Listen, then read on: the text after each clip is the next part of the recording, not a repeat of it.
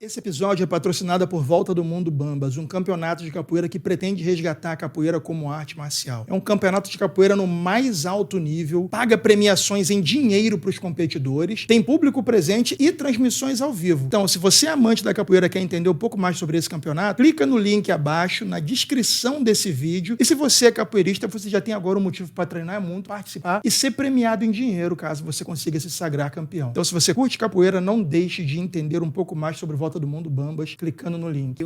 Né, dos mais jovens, justamente para você ver ali se tem algo ali que possa se tornar um câncer, entende? Então, mas eu acho que é aquela questão, né?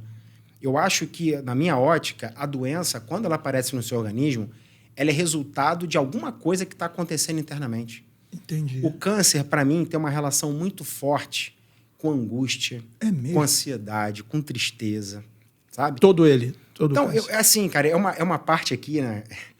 Que assim, por exemplo, no nosso corpo, a medicina chinesa fala isso. Por exemplo, a tireoide é o órgão das emoções. Sim. Quem tem mais problema de tireoide, um homem ou mulher? Mulher. Normalmente é a mulher mais emotiva. Sim. Por exemplo, o rim é o órgão lá do medo. Entende? Sim. Entende? Então, cada órgão ali, eles são conectados entre eles. Então, de acordo com aquela pessoa que teve, no decorrer da vida dela, né, as manifestações no corpo vão se apresentar mediante a vida que ela teve. Eu acredito muito nisso, entende? Faz sentido. A minha mãe teve câncer, parte de mama, né? E tinham questões relacionadas a relacionamento ali, entendeu? Sim. Envolvidas nisso. Sim. Então, você vê, quando você pega aí, a gente atende pacientes assim. Então, você faz, na anamnese que você faz, você busca faz algumas perguntas ali que vão te direcionar. E é muito comum você ver determinado tipo de câncer relacionado a algum sentimento.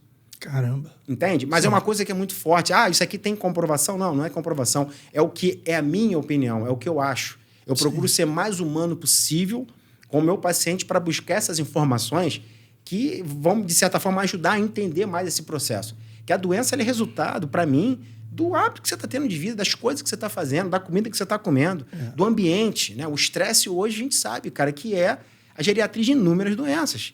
Hipertensão, uma série de outras coisas. Sim.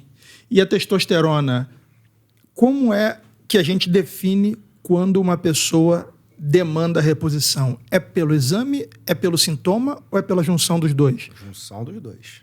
Porque o cara pode estar com 450 nanogramas por decilitro de sangue e falar, ó, tô normal, porque é de 300 a 800, só que os sintomas do cara, ele tá morrendo, cansado, deprimido, sem força, sem músculo.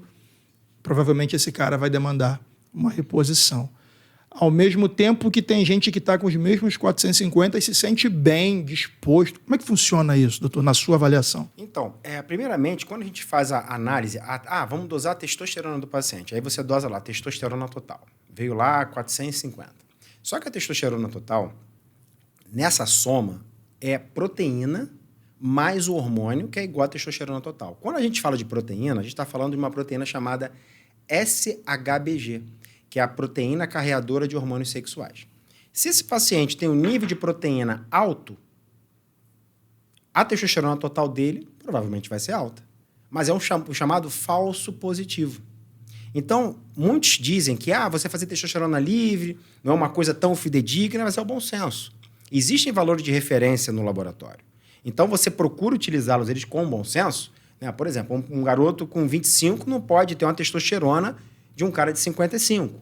Então, você tenta utilizar esse bom senso. Então, quando você faz a dosagem da testosterona total, tá? Avalia a proteína, avalia o hormônio livre, somado à clínica desse paciente, você pode ou não fazer uma terapia de reposição.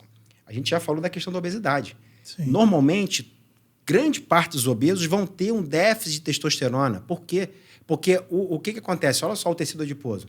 Ele libera citocinas inflamatórias no sangue, que vão fazer o que lá no eixo hormonal, vai lá no hipotálamo, sinaliza para os pulsos de LH, que é o hormônio luteinizante que estimula a produção de testosterona no testículo, esses pulsos vão ficando cada vez menores.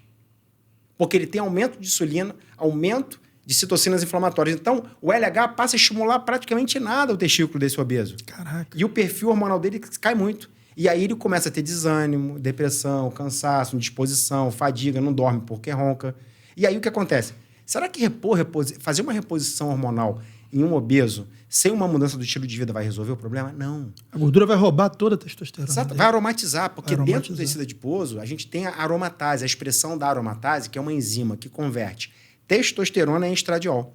Se você simplesmente der a testosterona, ele vai até ter uma melhora, mas se ele continuar comendo, não adianta. Então, o que vai resolver o problema do hipogonadismo, que é essa condição do obeso? Redução de peso. A testosterona pode ser uma muleta que ele pode vir a ser utilizada com indicação para sair daquela inércia. Mas ele começando a perder peso, aumentando a massa muscular, ele chega e larga essa testosterona, porque um jovem de 25 anos não precisa de reposição. Perfeito. Então, quando ele baixa o percentual de gordura, passa a dormir melhor, passa a ter uma alimentação melhor, o corpo dele responde muito bem e volta. Então, a testosterona pode sim ser utilizada em determinada situação, porém, não para a vida toda, não como muleta. Porque se ele usa, faz a reposição e continua tendo aqueles hábitos, nada vai acontecer. E para o cara que faz a reposição a partir dos 40, esse cara vai fazer a vida toda, doutor, ou não necessariamente? Eu acho que isso aí é muito individual, tá? Tem pessoas que querem fazer isso, procuram um médico com esse objetivo de fazer essa reposição a vida inteira, tá? Aí é aquela questão, quando você faz reposição hormonal, o corpo entende que você tem hormônio. E aí, naturalmente, o que o corpo faz?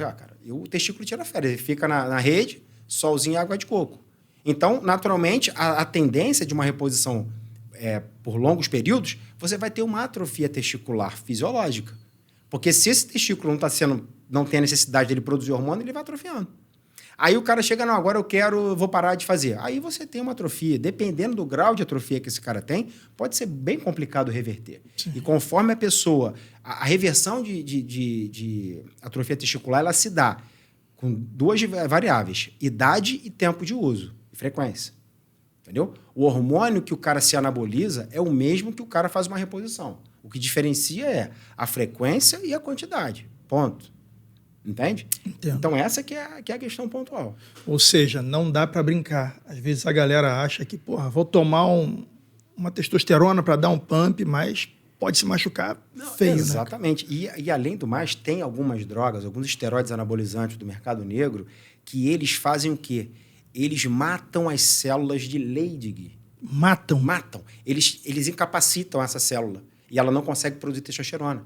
Então, dependendo do anabólico que a pessoa venha a usar, ele pode detonar o testículo. Para sempre? Para sempre. Meu Deus. Então, entendeu? Então, é um uso indiscriminado que lá na frente vai vir a conta. Entende? Então, não é qualquer coisa que é. A gente está falando de testosterona, mas tem outros inúmeros esteroides anabolizantes que vão comprometer a função testicular. Também do sistema nervoso central. Tem visto muitos casos de trembolona, a galera toma, que nem é humano, é veterinário. Exatamente. E o cara fica meio maluco, nervoso. Não, total, porque o que acontece? O que o esteroide anabolizante faz no sistema nervoso central? Ele aumenta uma substância chamada glutamato. Glutamato é um neurotransmissor que nós temos, um neurotransmissor excitatório, em maior quantidade no sistema nervoso central. Então, o uso de hormônio, ele aumenta a quantidade. Então, o cara fica estressado sem paciência. Tá? E também atua no sistema opioide de dependência. Por quê? O cara, quando faz uso de hormônio, ele está sempre forte, bonitão, com o desejo sexual lá em cima. Ele fala, cara, eu não quero mais largar essa vida. Voltei a ter 20. Voltei a ter 20 e vou continuar com 20. E aí entra, ou seja, um sistema de dependência química, dependência emocional do hormônio. Entende? Então, isso é que tem que ser muito avaliado, bem avaliado. Bicho. Entendeu? Então, o que acontece? O cara, quando chega, que usou por longos períodos hormônio XYZ, você tem que saber o que foi, solicitar um ultrassom, às vezes, de bolsa escrotal, para avaliar aquele testículo dele, se tem o tamanho, como é que tá, como é que não dá. Porque na obesidade também, como a gente falou, ela também vai atrofiando o testículo no decorrer do tempo. Caraca. Se não tratado. Ou seja, o obeso que abusar de testosterona, que é o que a gente está falando, corre o risco de aumentar o estrogênio dele, porque a testosterona vai ser roubada pela gordura e à medida que você está botando para dentro, você também está aumentando a sua produção de hormônio feminino. Aumenta, mas o que eu digo, se, por exemplo, um obeso fizer uso de forma indiscriminada por conta própria, ele vai ter efeitos positivos no aspecto de quê? De disposição, de energia, de vigor, de força. Porém... No médio prazo. Exatamente. Mas o que eu digo, o grande segredo ele precisa fazer uma mudança. Porque se ele continuar comendo o que ele come, tendo os mesmos hábitos, ele vai ter que usar aquilo ali para a vida toda. E ele vai ganhar peso. Porque o que acontece com a testosterona também? A testosterona ela era orexígeno. O que é isso? Ela abre o apetite. Ela aumenta o apetite. Então imagina um obeso utilizando testosterona de forma indiscriminada. Ele vai comer mais. Caraca. Tá entendendo? Então Sim. é isso, é essa que é a questão que as pessoas não entendem. Quando você fala de hormônio, cara, não é uma coisa só de sexualidade e músculo, não, cara. Você tem uma atuação no corpo todo. Assustador. Obrigado por ter assistido a esse corte. E caso você também queira trabalhar com o YouTube, ganhar até $3.000 no seu primeiro mês remunerado, sem nem precisar aparecer, confere o primeiro link na descrição. Caso queira assistir ao episódio completo, o segundo link na descrição também. Beleza? Abraço!